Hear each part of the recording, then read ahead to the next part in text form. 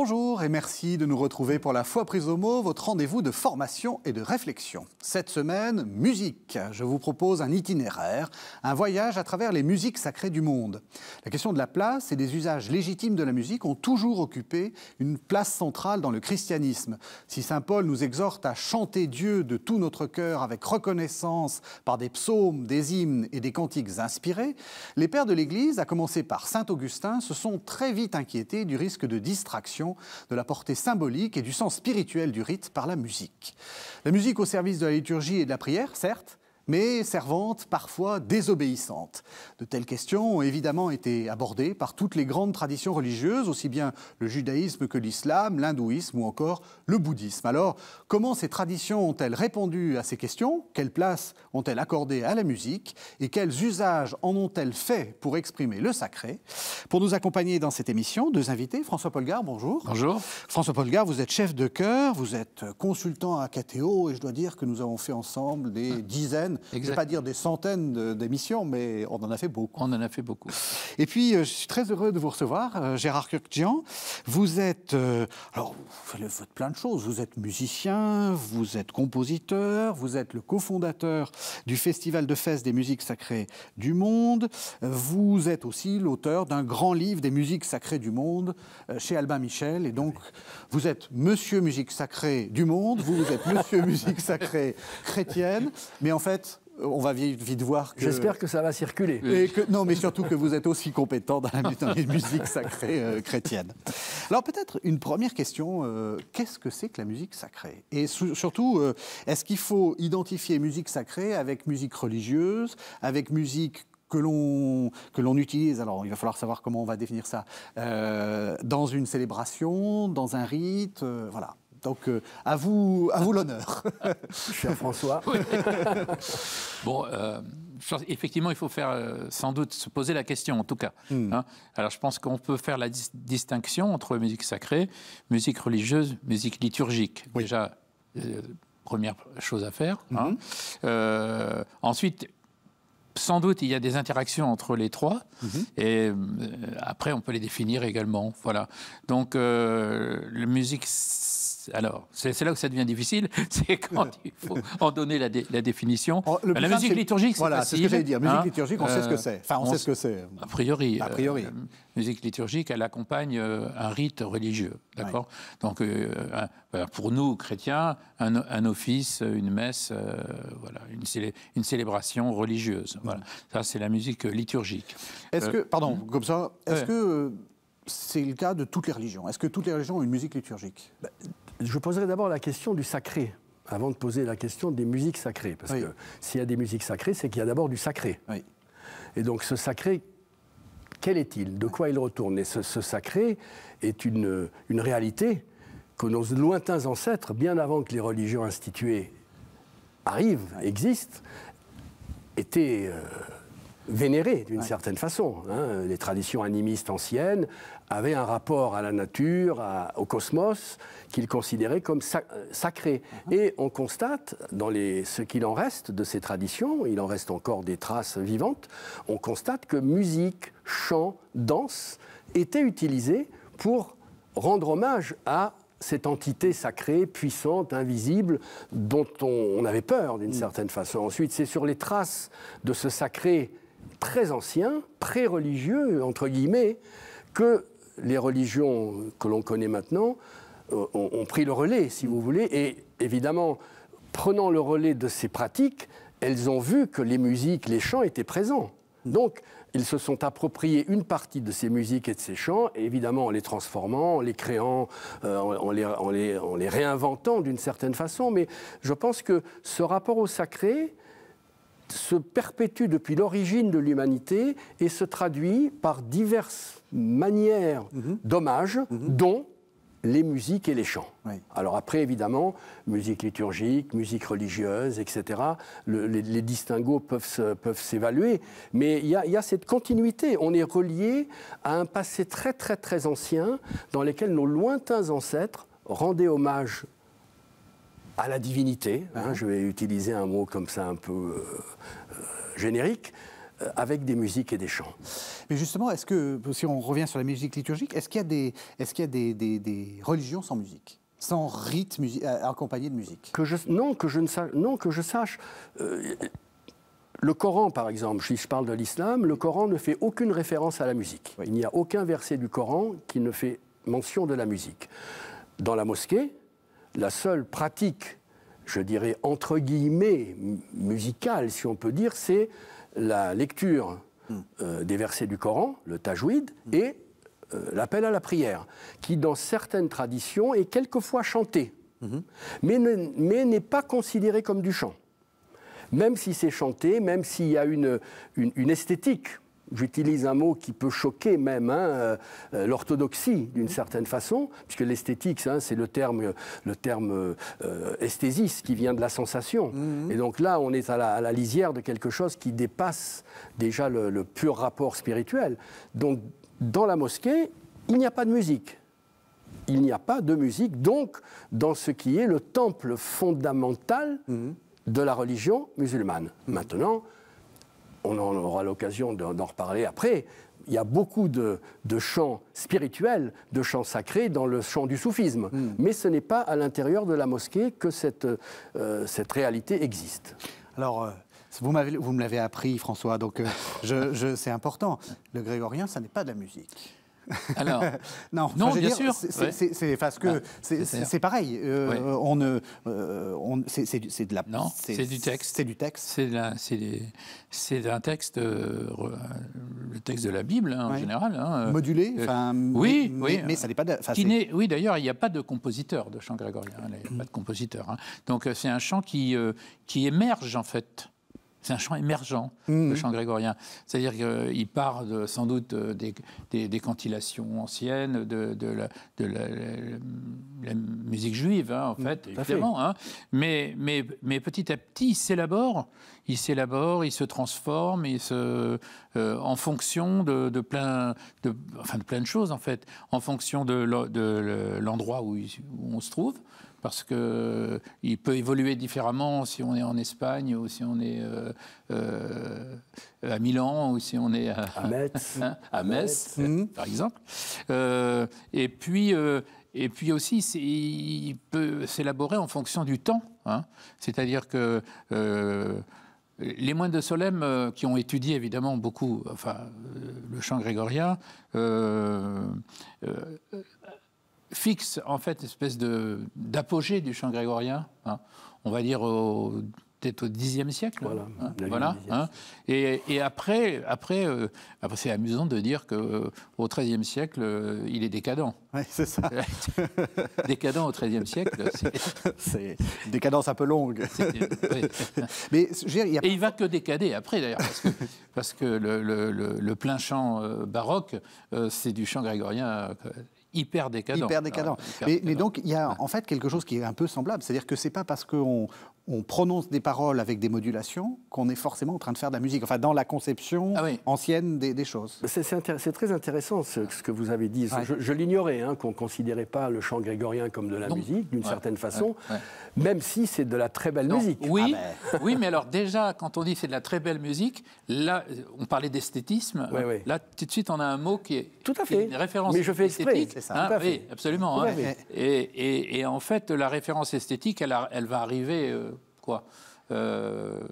à partir de la Renaissance, peut-être C'est-à-dire, ce que je sais un petit peu, je ne suis pas du tout savant dans ce domaine, mais je sais que l'Ars Nova, qui est au XIVe siècle, a introduit ce qu'on appelle le motet isorhythmique, c'est-à-dire qu'a introduit dans ce qui était la prosodie grégorienne, qui n'était pas rythmée, qui dépend vraiment que du sens du texte.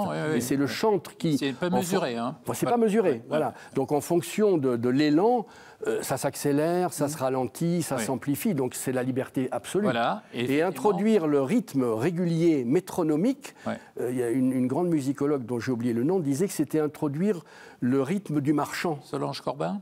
C'est pas Solange Corbin, mais quelqu'un qui est dans la même mouvance que Solange Corbin.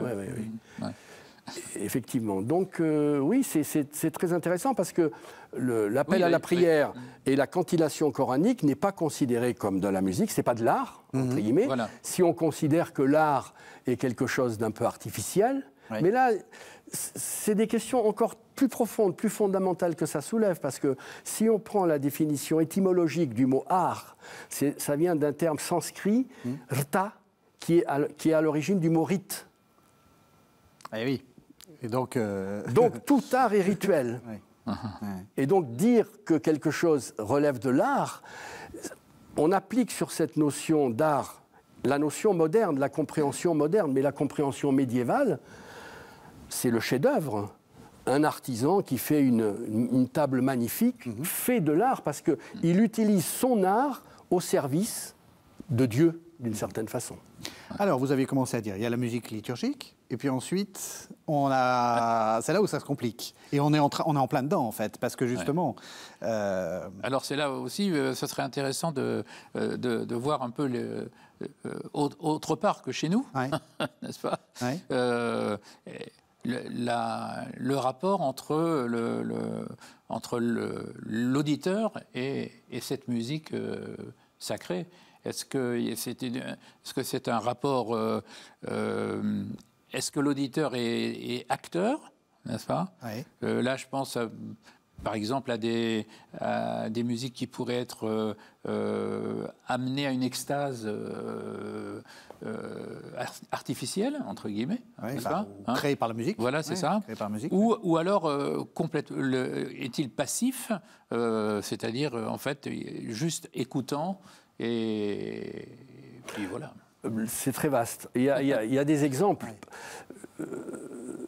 Je vais citer l'exemple de la tradition juive. Dans la tradition juive ashkénaze, donc d'Europe de l'Est et de l'Europe centrale, il y a une tradition qui s'appelle le hassidisme.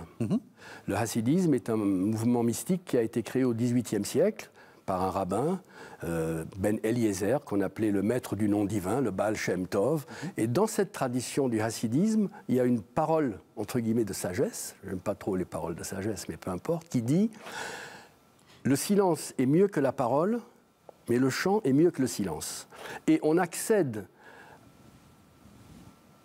à la compréhension divine, à l'absorption divine par le chant et par la danse.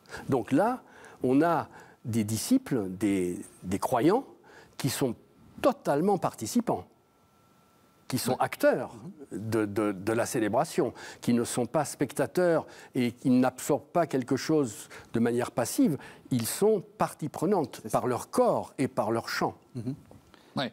Et alors, à contrario,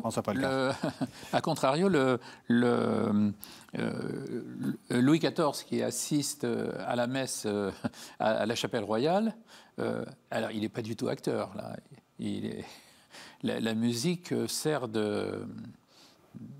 alors un but purement esthétique, quoi. Oui, et on voit bien qu'avant Vatican II. Bon, ça chantait un peu bon, mais on n'invitait pas forcément la foule, le peuple à chanter beaucoup. Enfin, il y avait un petit cantique comme ça. Ouais, et puis... Mais jusque dans les années justement de Vatican II, le chant de l'Église était resté quand même le chant grégorien, et la participation de l'Assemblée, c'était par l'ordinaire de la messe grégorienne. C'est ça, c'était le répond. Oui, il y avait quand même une vraie participation. D'accord. Solange Corbin dit très bien, je me rappelle maintenant, qu'au début, dans les premiers temps de la messe, il y avait des réactions spontanées. Oui. Des fidèles, qui étaient quelquefois même des cris. Il y avait quelqu'un qu'on appelait le prophète, qui intervenait de manière tout à fait spontanée dans une espèce d'élan. Et donc là, on avait quelque chose qui était tout à fait spectaculaire, je dirais. Et toutes les différentes réformes grégoriennes ont d'une certaine façon pacifié. Alors, si je peux dire pacifié, je ne sais pas si le terme est correct, mais ont ordonné dans le sens le plus beau du terme, ont mis de l'ordre dans cette pratique qui était active. Mais est-ce que nous, on n'est pas, justement, en tant qu'occidentaux, qui avons l'habitude de penser musique comme musique, mélodie déjà fixée, avec comment dire, des notes qu'il faut jouer, si possible. Enfin, vous avez l'exemple des concerts où il y a les spécialistes qui, quand ils entendent une fausse note, c'est presque quelque chose d'horrible. Alors qu'on voit bien que dans certaines cultures, il y a quelques indications, on a des modes, et puis après, on improvise. Est-ce que nous, on n'est pas un peu, comment dire, prisonnier de l'idée qu'une musique, ça doit être quelque chose de déjà fait et d'absolument pas spontané? Alors, l'improvisation, c'est... Je vous lance sur encore autre chose. Je suis désolé. Non, mais... Parce que là, dans ce que vous dites, il y a une sorte de coparticipation et finalement d'improvisation d'une sorte de... Ça, c'était dans les temps anciens. Oui, non, mais justement... Mais est-ce que... mais aujourd'hui, dans les musiques du monde... Est-ce que dans la musique du monde... Alors là, évidemment, si on sort de la musique occidentale et de toutes les partitions écrites, évidemment, en Inde, dans le monde arabe, dans le monde iranien, dans tous les mondes hors Occident, je dirais, l'improvisation occupe une place fondamentale. Oui. Mais c'est-à-dire que... pourquoi? Parce qu'en réalité, l'Occident a créé l'orchestre. Et évidemment, quand on est 30, 40, 50, il faut bien mettre de l'ordre, noter pour que les musiciens puissent jouer ensemble. Alors que l'orchestre, dans ces dimensions-là, n'existe pas dans ces musiques extra-européennes. Ce sont des petits ensembles, des duos, des trios, des quatuors maximum. Et c'est pas écrit. Et en plus, ce qui est écrit, c'est une cellule modale, à partir de laquelle, mais après de longues années d'apprentissage, on peut improviser, mais l'improvisation n'est pas quelque chose... C'est pas une... On a souvent l'image fausse que l'improvisation, c'est la liberté absolue. Non, l'improvisation, c'est la liberté de jouer ce que je dois jouer au bon moment. C'est une belle définition. Ah Et oui. Elle est toujours définie par une technique, de toute façon. Une technique... Une accumulation de savoir considérable. Considérable. Moi, j'ai étudié la musique indienne à un niveau relativement modeste, mais j'ai côtoyé des grands maîtres musiciens. Ce sont des gens qui ont des 10, 15, 20 ans d'apprentissage, ou sur des petites cellules mélodiques qui sont capables de tenir en haleine pendant 10 minutes sur 3 notes, avec des micro-modulations. Donc ça pose la question de savoir si l'acteur de ces musiques, c'est-à-dire ceux qui en jouent, est croyant ou non. Oui.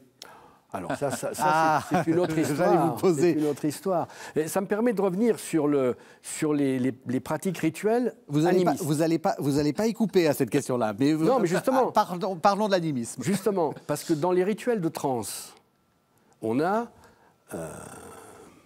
un officiant. Qui est le chaman, qui est le medicine man, ce que vous voulez, le prêtre vaudou, peu importe. Il officie. Et il est accompagné par des musiciens. Les musiciens ne peuvent pas rentrer en transe. Ils ont l'obligation de ne pas rentrer en transe. Donc, ils doivent être à l'extérieur, entre guillemets, de la pratique rituelle. Ils sont le moteur qui alimente... Ils doivent la susciter. Ils doivent la susciter, mais ils doivent être en constant état d'éveil et de contrôle. Donc, d'une certaine façon, ils sont dedans-dehors, alors que les officiants sont totalement immergés. C'est un peu latéral par rapport à ce que vous avez dit. Non, c'est une question importante. Mais ça veut dire qu'on peut jouer de la musique, entre guillemets, sacrée, sans être nécessairement croyant. C'est le cas du concert. On va y arriver peut-être un peu tôt, mais on avait prévu dans notre... Mais c'est le cas du concert. Oui. Est-ce que quelqu'un qui joue une passion de Bach, enfin un orchestre qui joue... et d'ailleurs, on peut même poser une question très pratique. Je sais que Bach est beaucoup apprécié, en particulier au Japon, etc. C'est une autre tradition, une autre religion. Est-ce que quelqu'un qui joue du Bach sans être chrétien... Masaki Suzuki, qui était un grand musicien baroque japonais, il joue à la perfection. Bien sûr. Jean-Sébastien Bach. Bien sûr. Mais peut-être y croit-il. Oui, alors ça c'est la question. Mais justement, est-ce que c'est une question intéressante. Est-ce que on peut être est-ce qu'on peut composer de la musique sacrée en étant athée est-ce qu'on peut jouer de la musique sacrée en étant d'une autre tradition, en étant athée? Est-ce qu'on peut être péremptoire et donner une question, une réponse non nuancée, je voilà. Eh bien, moi, je dirais non. Moi, je pense que pour écrire de la musique sacrée, il faut croire. Moi, je ne vois pas comment je pourrais écrire. Alors, je vais vous donner un exemple que vous m'avez donné vous-même, Fauré. Oui, mais alors... Gabriel Fauré, dont on dit qu'il n'a pas de... On dit qu'il n'a pas. Ouais. Hein, effectivement, on dit qu'il n'était pas très... Tout le monde trouve en ça. tout cas, qu'il n'était pas très pratiquant. Oui. Mais je pense qu'on ne sait pas sonder les cœurs et les âmes non plus. Et... Maintenant, on parle du Requiem. Hein, oui. Alors, on sait qu'il l'a écrit un peu après la mort de sa mère aussi. Voilà. Et donc, est-ce qu'il y a justement est-ce qu'il y a un regain de spiritualité? Oui, tout à fait. Ça pose la question de la croyance, en réalité. Est-ce que la croyance doit nécessairement se poser sur un sacré écrit religieux, ou bien est-ce que c'est un élan vers une infinité qui est en chacun de nous et vers laquelle on tend d'une certaine façon sans mettre nécessairement des rituels, des codes ou des dogmes dessus. Vous voyez, Marcel Gauchet dit quelque chose de très juste qui caractérise, vous voyez, le philosophe Marcel Gauchet dit quelque chose de très juste qui caractérise l'état de la croyance de nos jours.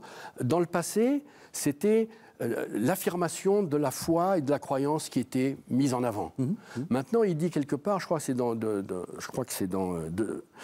la religion dans la démocratie, un très joli petit livre, il dit, je crois, quelque chose comme ça de mémoire, il dit, ce qui est mis en avant dans notre époque, c'est plutôt la sincérité de l'attention, de l'inquiétude vers la croyance, plutôt que l'affirmation péremptoire de la foi. Et donc, à partir de cette inquiétude fondamentale qui est dans le cœur de chacun et qui tend vers une sorte d'infini impalpable, là, tout est possible. Et on peut écrire des musiques magnifiques, les jouer magnifiquement, sans nécessairement revêtir une chasuble intérieure. C'est ça. Vous voyez ce que je veux dire? C'est-à-dire que là, vous parlez un peu comme un moderne ou un postmoderne. C'est-à-dire qu'il y a des gens, quelqu'un qui reconnaît une sorte de sacré presque universel, sans se reconnaître d'une religion particulière. Donc, est-ce que c'est ça la musique sacrée maintenant? Est-ce que c'est ça? C'est le fait de prendre en compte le fait que nous communions finalement à une sorte d'universalité du sentiment religieux. Tout à fait, c'est très juste. Vous voyez, au Festival de Fès des musiques sacrées, dans les toutes premières années, on a invité des musiques qui étaient intégrées, implantées dans des traditions religieuses, que ce soit de l'islam, de l'hindouisme, etc. Et puis progressivement, on a invité Jean-Sébastien Bach, concerto pour violoncelle seul. On pourrait parler de musique spirituelle? Oui, oui, c'est ça. Ça serait peut-être plus juste, enfin plus... Pour nous aujourd'hui. Oui, c'est ça. Une sorte de... Et alors, justement, qu'est-ce que les religions traditionnelles font de ça? Est-ce que ça fait pas... Enfin, je veux dire, prenons un exemple. Vous avez un chœur grégorien. Oui. Est-ce que ça vous dérange de faire du concert? Ah oui, alors ça c'est le problème du concert, effectivement. Ou non, plus exactement. Est-ce que... vous avez raison. Est-ce que ça dérange l'abbé machin ou monseigneur truc de vous voir faire des concerts en dehors des offices? Alors ça, je ne sais pas. Mais ce que je sais, c'est que, après avoir fait un certain nombre de concerts dits spirituels, concerts spirituels, de chants grégoriens, les chanteurs s'étaient eux-mêmes posé la question. C'est-à-dire qu'ils se sentaient mal à l'aise de chanter cette musique, enfin ce chant, en dehors de sa vraie fonction, de sa fonction liturgique, parce que le chant grégorien, il a toujours une fonction liturgique, c'est-à-dire précise d'ailleurs. C'est le chant normal de l'Église en théorie. Oui, le chant propre. C'est un introïte, c'est un alléluia, c'est un offertoire, et qui appartient à un temps liturgique bien précis. C'est la Pentecôte, etc. Et à un office bien précis aussi. Soit c'est les laudes, les tierces. Oui, c'est ça. Voilà. Et cette réflexion on se la faisait, on se l'est faite, hein, en se disant, finalement, est-ce que le concert de chant grégorien, est-ce que c'est bien adapté à cette musique, voilà. Et finalement, la réponse finalement, la réponse, je pense que fondamentalement, on répondrait que non. Hein. Oui. Mais en fait, on le fait quand même parce qu'on a envie de transmettre. Absolument. C'est la transmission, là. Évidemment. Hein, sûr, voilà. Évidemment. Et ça, en art, tout court, la transmission, c'est essentiel quand même. Ouais. Hein. Tout à fait. Oui, vous savez, le temple. On fait référence au temple. Hein, le chant grégorien, c'est pour le temple. Un monastère, ce que vous voulez, c'est le temple. Mais en réalité, il y a un temple extérieur et il y a un temple intérieur. Qu'est-ce qui est le plus fondamental ? C'est le temple intérieur. Et ce temple intérieur, fort heureusement, on peut le créer partout. Sinon, quel est le sens de la vie ? Et donc, le chant grégorien qui s'expatrie de sa terre natale, qui est le monastère, qui sort des pierres sacrées, de la cathédrale ou de l'abbaye, il se transporte en tant que temple. Et il habite le cœur de celui qui le reçoit. C'est ça la réalité. Alors si on prend un exemple, je ne connais pas la programmation du Festival de Fès, mais vous avez certainement fait des concerts avec des derviches tourneurs. Oui. Est-ce que, voilà, là on est dans quelque chose de très particulier. C'est de la musique, ça tourne. C'est une très très bonne, judicieuse remarque. Voilà. Parce que là vous mettez le doigt sur quelque chose qui est alors différent du chant grégorien. Pourquoi ? Parce que, expliquez ce que c'est peut-être pour que les gens... Le chant des derviches tourneurs de Konya à l'origine. Konya, c'est une ville centre de la Turquie qui a été la ville où est inhumé Jalaleddin Rumi, qui est un grand mystique soufi. L'histoire raconte que Soufi était que Rumi était un très grand mystique et qu'un jour il était dans un état d'extase permanente. Il se promenait dans le marché du souk de Konya et il a entendu le marteau de son ami orfèvre Salaheddin Zerbouki qui ciselait l'or. La symbolique est déjà là. Et à l'écoute du son cristallin du marteau qui ciselait l'or, il a été pris d'extase et il s'est mis à tournoyer sur lui-même. Je pense que la réalité devait être moins esthétique que ce qu'on en a fait, parce que les extases ne sont pas des choses, c'est pas de la chorégraphie, peu importe. Et donc, en mémoire de ce moment, son fils, Sultan Valad, a créé la confrérie des derviches tourneurs, qui depuis, dans un rituel extrêmement organisé, religieux, puisque ça commence avec la lecture du Coran et ça se termine avec la lecture du Coran, font tourner des derviches, donc, qui sont... Derviche, c'est un terme d'origine persane qui veut dire pauvre, fakir, pauvre en Dieu, c'est-à-dire que devant Dieu, on est tous pauvres, et donc... Avec cette danse tournoyante, il se met en relation avec le ciel dont il reçoit les influences, il les renvoie vers la terre, etc., etc. Le problème, c'est que cette danse est belle à regarder. C'est magnifique, voilà. Esthétique. Là, pour voilà. Et donc, on en fait de nos jours une consommation, je dirais, d'ailleurs à Konya, c'est devenu un événement touristique. Et donc là, il y a lieu de dire qu'effectivement, il y a un dévoiement. Une dérive. Il y a une dérive, je ne dirais pas de ceux qui... En substance, la chose reste, mais de la manière dont c'est vécu, dont c'est vu et dont c'est utilisé dans beaucoup de concerts, quelquefois, c'est un élément esthétique qui vient enjoliver un moment d'un concert, un moment d'une musique, vous voyez. Et donc, je ne ferai pas le parallèle avec le chant grégorien, qui, lui, a quelque chose de beaucoup plus solide, parce qu'il n'y a pas l'effet visuel, il n'y a pas l'œil qui est séduit par des formes et par des couleurs. Le chant grégorien, c'est quelque chose de, je dirais, c'est une essence sonore, vous voyez.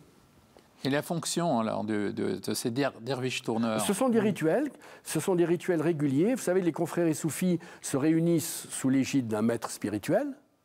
Voilà, un maître spirituel comme on en a en Chine, au Japon, dans diverses traditions, en Inde, dont ils suivent l'enseignement.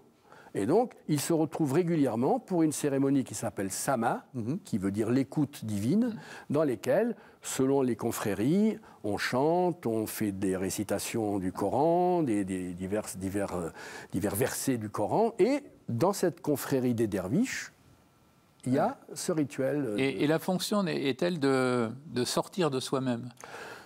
Mais de toute façon, toute la fonction de l'extase, extase, c'est de sortir de soi-même. Mais bon, certains diraient, c'est pas l'extase qu'il faut chercher, c'est l'enstase. C'est plutôt de se recentrer. Mais peu importe. Du coup, là, il y a une fonction qui est différente, vraiment très, très différente de notre musique occidentale.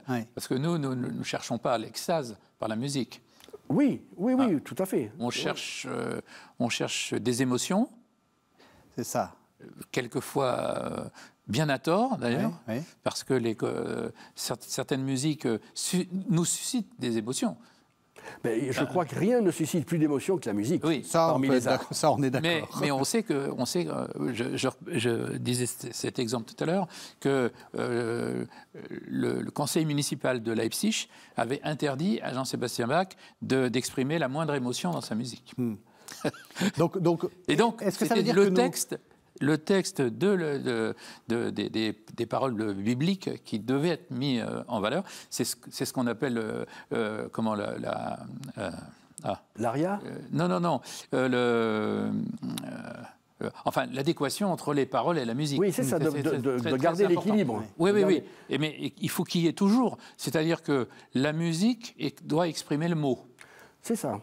C'est-à-dire que la forme de la musique doit exprimer le mot. Je pense là, on parlait de Bach, je pense à la messe en si, Résurrexit par exemple, être résurré, et ça monte, et ça monte, et ça monte, et ça monte. Ça monte comme le Christ qui ressuscite. Ressuscité, oui. Mais ça, est-ce que c'est pas une sorte d'idéal, donc qui peut être incarné par Bach? Oui. Mais je veux dire, par exemple, quand vous avez, je sais pas, la petite messe solennelle de Rossini. Très intéressant. La petite messe solennelle de Rossini. Rossini qui écrit dans sa préface, est-ce bien de la musique sacrée que j'ai écrit ou de la sacrée musique? Voilà. Oui, c'est mais là, on est dans la musique, on est dans l'opéra. C'est ça. Rossini, c'est un compositeur d'opéra. Compositeur d'opéra. Et dans sa petite messe solennelle, il y a beaucoup d'opéra. Et puis il y a d'un seul coup un moment, je pense la news, où d'un seul coup ça devient une grande émotion romantique, avec une grande expansion. Quelle est l'origine de l'opéra? L'origine de l'opéra, c'est l'oratorio. C'est Philippe de Néri, en Italie, je ne sais plus, au XVIe siècle. Oui, début du XVIe. Il crée un oratoire, et puis le soir, il se réunit avec ses fidèles, et puis il joue quelques scènes. C'était joué d'ailleurs au début. Et puis progressivement, c'est devenu quelque chose d'extrêmement riche, avec de la belle musique, des voix, et par l'oratorio, ils ont même contourné l'interdiction de l'opéra dans les périodes rituelles, dans les périodes liturgiques. Mais l'Église a interdit de les jouer. On n'avait plus le droit de les jouer. On pouvait les interpréter, mais il ne fallait pas que ça devienne un opéra ou un théâtre. Oui, d'ailleurs, Bach n'a pas écrit une seule note d'opéra. Ce qui est intéressant. Mais il n'en avait pas besoin, dans le fond. Quand on écoute ses passions, on s'aperçoit que, mine de rien, c'est quand même du grand opéra. Oui, il y a du... il y a les chœurs, il y a les personnages, il y a les... Mais c'est vrai que ce rapport texte sacré et musique est fondamental pour garder cet équilibre. Le Concile de Trente a été créé pour ça, parce qu'avec les polyphonies franco-flamandes, on ne comprenait plus du tout les... Il y avait un enchevêtrement de voix qui faisait qu'on ne pouvait absolument plus comprendre le sens profond du texte religieux. Mais ça pose quand même cette chose fondamentale. Vous parliez de Résurrexit, mais ce texte lu et ce texte joué, même quand on comprend les paroles, ça change de nature. Complètement. Oui, mais justement, alors, avec les usages qu'on en fait maintenant, surtout avec ce qu'on a dit de la musique sacrée ou musique spirituelle, est-ce que, vous savez, moi quand j'étais jeune, j'écoutais les rockers américains, je ne comprenais pas l'anglais, et en fait je n'avais que et c'est après que j'ai compris que j'écoutais des trucs avec lesquels je n'étais pas forcément d'accord. Est-ce que c'est légitime, par exemple, d'écouter une musique indienne, où je ne comprends pas les paroles, et comme vous dites, le problème de la musique, là je vais jouer un peu l'avocat du diable, le problème de la musique c'est que ça met de l'émotion. Est-ce que je ne fais pas un usage faux de cette musique? C'est-à-dire, en tant qu'occidental, je projette des tas de trucs, alors qu'en fait, voilà. Tout ce que vous dites est vrai. Parce que moi, j'anime je fais des stages que j'appelle puissance spirituelle de la musique. Et je les commence souvent.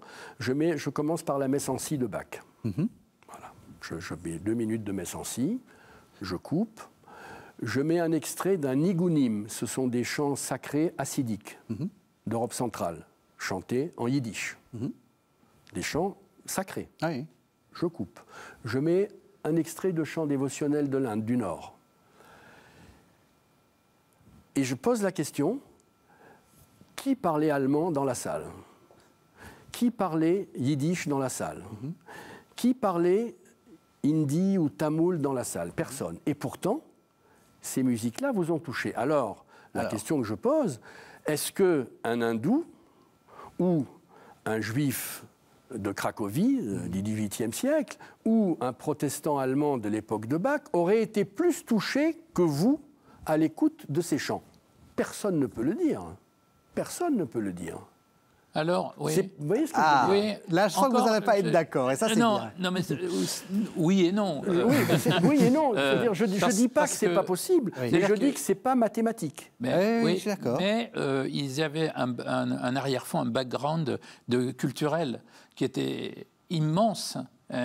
Et donc, du coup, rien que d'entendre le thème du choral, je ne sais pas moi, Von Himmelhoch ou n'importe lequel, hein, immédiatement il y avait le texte de la Bible qui s'écrivait devant. Vous avez raison, pour ceux qui savaient, oui, et c'est vrai, et c'est vrai qu'ils savaient beaucoup. Hein, en fait, je pense qu'effectivement il y a plusieurs niveaux d'écoute, en fait, non? Voilà. Sûrement. Voilà. Hein. Et il faut laisser cette latitude d'indécision où quelqu'un qui ne sait pas.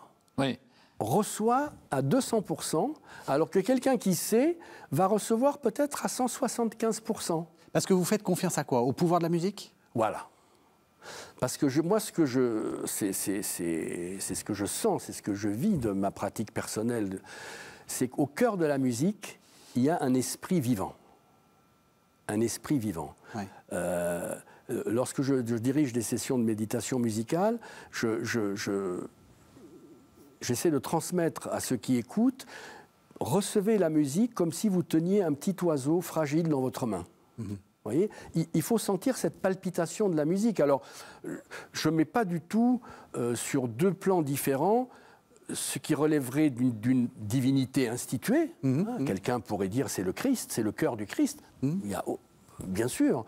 Mais si on n'a pas ce rapport à une réalité religieuse, que ce soit Krishna, que ce soit le Christ, ou que ce soit un avatar de peu importe, on peut percevoir cet esprit qui est au cœur de la musique. Et cet esprit qui est au cœur de la musique, on ne peut pas le rabattre stricto sensu sur le texte. C'est ce que dit d'ailleurs saint Augustin, quand il dit qui ben cantat bis orat, celui qui chante bien prie deux fois. Oui, mais s'il prie deux fois, c'est qu'il prie deux fois différemment. Sinon, il aurait prié qu'une fois. Et pourquoi d'un seul coup, il va prier deux fois? Il prie deux fois mieux, peut-être. Il prie deux fois mieux. Voilà, oui, mais par la grâce de la musique. Oui, c'est vrai. Par la grâce de la musique. Parce qu'au cœur de la musique, alors là, je parle des belles musiques, entendons-nous bien, il y a une grâce. Alors cette grâce, elle peut être divine, selon nos croyances. Et puis, même si on ne croit pas à quelque chose de particulier, il y a une grâce au cœur de la musique. Est-ce que vous êtes d'accord, François Polgar? Ce qui fait qu'effectivement, il y a des musiques profanes qui peuvent être spirituelles. Qui peuvent être gracieuses. Exactement. Aïe. Donc en fait, oui. parce qu'on est toujours dans cet entre-deux, et en fait on tourne autour de cette idée des institutions qui veulent contrôler. C'est encore différent. Hein.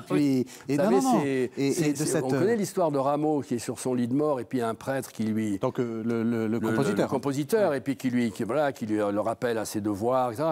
Et il dit, si vous aviez une belle voix... Mais justement, j'avais envie de vous dire, François Polgar, la musique, c'est aussi un petit artisanat. Enfin, je veux dire, là, il est là en train de nous faire des choses sur mais c'est chanter juste. Évidemment. Donc, est-ce que vous avez l'impression à chaque fois de faire du sacré Ça dépend. Moi, mon but... c'est l'exécution, évidemment. La manière de faire, c'est la répétition, d'accord ? Donc la répétition ou les répétitions mènent à l'exécution, d'accord ? Donc le but de l'exécution, effectivement, c'est d'exprimer le plus possible ce qu'on ressent fondamentalement dans la musique qu'on dirige, d'accord ? Et de le faire ressentir à son auditoire. n'est-ce pas? Là, il y a un va-et-vient entre l'exécutant et l'auditeur, d'accord? Mais effectivement, pendant la répétition, la technique prime, évidemment, hein, sauf qu'à un moment donné, il faut que cette technique, justement, elle soit nourrie. Moi, je pense qu'elle doit être nourrie du sens spirituel quand même de ce qu'on fait. Absolument. Alors ça, c'est intéressant, parce que vous nous avez dit... Passionnant. Il faut se demander si le compositeur est croyant. Est-ce qu'il faut que le chef d'orchestre soit croyant? Alors ça, c'était si on prend des exemples fameux, un peu sinistres, comme celui de Karajan, etc.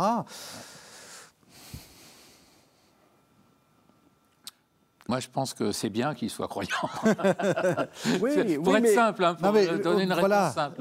Voilà. Donc vous n'écoutez pas Karajan, ou vous n'écoutez pas William Kempff, vous n'écoutez pas Karajan.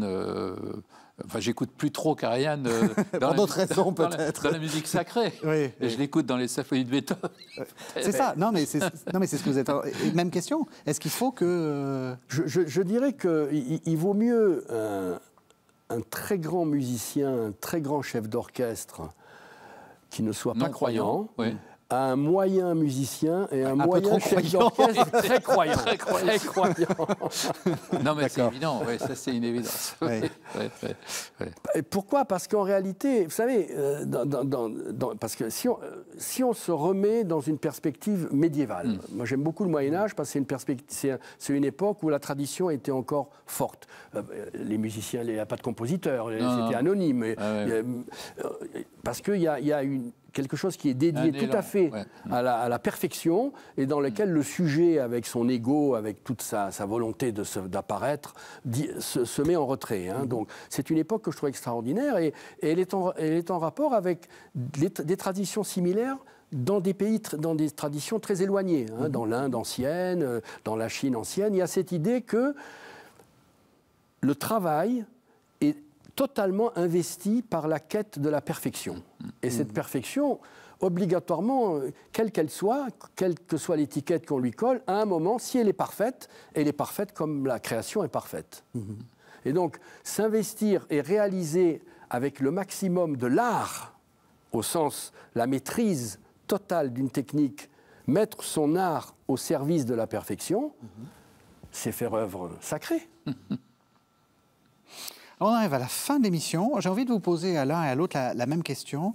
C'est quoi, pour vous, le summum de la musique sacrée? Un exemple de musique sacrée dont vous pensez que là, on est au summum absolu? C'est l'œuvre que vous emportez sur l'île sur votre île Non, c'est l'œuvre que vous emportez dans votre monastère et vous n'avez que ça à écouter pendant tout le reste de votre vie. Alors, et pourquoi, évidemment, c'est ça qui est intéressant. Il y a peut-être deux réponses possibles. La première, c'est aucune. Parce que, en fait, toute la musique que je veux entendre, elle est déjà... Je l'ai déjà entendue, elle est en moi, donc je peux l'entendre. C'est très beau, ça. Non, mais je peux l'entendre, vraiment. Dans votre tête. Oui, absolument. Et puis autrement, alors pour répondre de manière un peu plus prosaïque, moi je dis toujours que l'œuvre que j'emporterai sur une île déserte, c'est la Messe en si de Bach. Voilà. Pourquoi ? Parce que je crois qu'il y a tout là-dedans. C'est une perfection d'écriture. Il y a l'art du contrepoint qui justement l'exemple de l'architecture qui mène à Dieu, etc. Enfin bon, on pourrait en parler pendant des heures et des heures. Donc pour votre monastère, vous avez le temps de la disséquer. Réfléchir. Et vous ? Pour moi, le monument, c'est Bach, clairement. Ah ben j'attendais de la musique du monde. Non, mais attendez. Non, le monument, c'est Bach, clairement. Je veux dire, c'est la galaxie totale, quoi. Voilà. C'est d'accord. Mais après, en tant qu'Arménien, on a une musique liturgique magnifique et une musique paraliturgique arménienne qui est très très belle, hein, qui date du 4e, 5e siècle, donc avec toutes les vicissitudes qu'a connues le peuple arménien, jusque malheureusement à nos jours. Mais il y a ce qui est intéressant dans la tradition religieuse arménienne, c'est que les grands prélats arméniens, les catholicos, les chefs de l'église arménienne, étaient aussi souvent des compositeurs. Oui. Et des artistes. Et parmi eux, il y en a un du XIIIe siècle qui est remarquable, qui s'appelle, je vais le dire en arménien, après je le traduirai, Nerses Shonorali, Nerses le Gracieux, c'était un catholicos. Il a composé des très beaux charagans. Les charagans, ce n'est pas des œuvres liturgiques, ce sont des hymnes qui ont été rassemblés dans ce qu'on appelle des hymnaires, comme des hymnaires, si vous voulez. Et il y en a un qui est magnifique, qui s'appelle Nordzarik, qui veut dire la nouvelle fleur, et c'est un chant pour la résurrection du Christ.